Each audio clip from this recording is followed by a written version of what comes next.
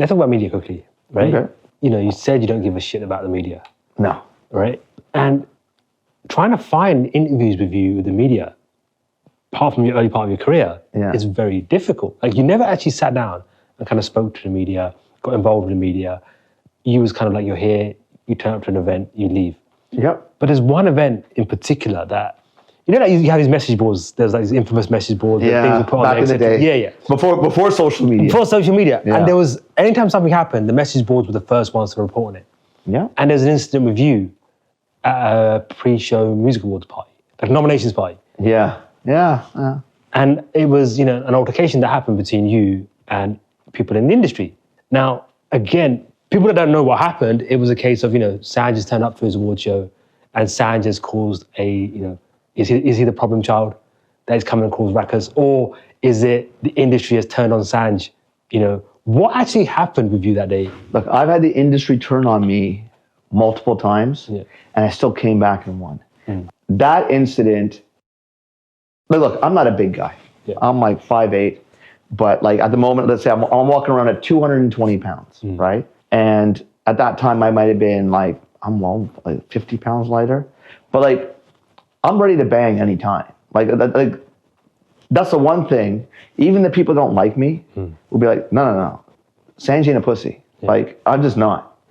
I'll bang anytime. If you're gonna step to me and you put me in a bad mood, you're in trouble. Because it doesn't matter, like, I'll just make it, even if you're bigger than me, stronger than me, which in most cases it's always the case, I'll make it so much trouble for you that you're gonna think, yeah, it wasn't worth it.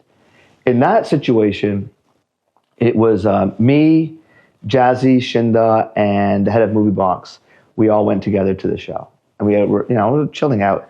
There was a past beef, like pretty much when I was leaving Envy and all that drama that was going on there, and I ended up getting into altercation with someone, and then that led to like 8 guys surrounding me, right? And I'm like, okay. I wasn't like a pansy saying, oh, please, oh, you know, looking around. I literally was surrounded by 8 guys.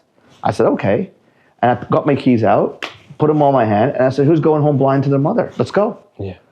And they were just like shocked, going, what do you mean, let's go? I said, let's go. Who's the first one? I just want the first one. The rest of you can have your shots, no problem. Who's the first one that I got to deal with? Yeah. And then let's go. And they were just like, you know, the whole like this for 10 minutes. Yeah. And then all of a sudden, because the thing is, all the media is there.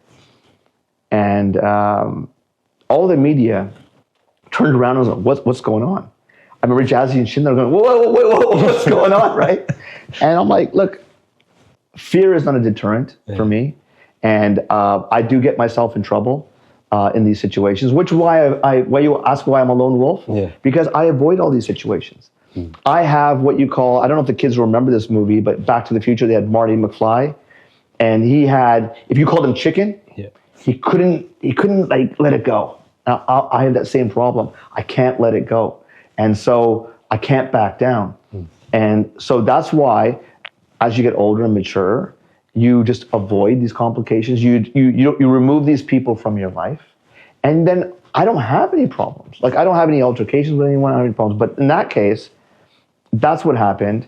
And then as, you know, drama, you know, unfolds, and then the next day goes on, the next week goes on, people start gossiping about what happened, and then the story gets bigger or altered or whatever, like Telephone, like game Telephone. And I found it quite hilarious. And but then, you know, look, we've all got stories when we do silly things when we're kids.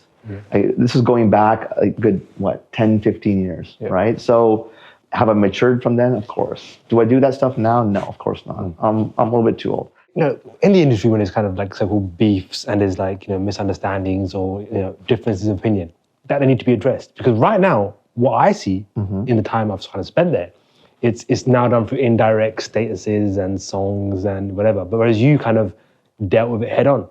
Do you think by dealing with it head on, it kind of nips it in the bud and it doesn't linger around? I deal with so am I diplomatic? No.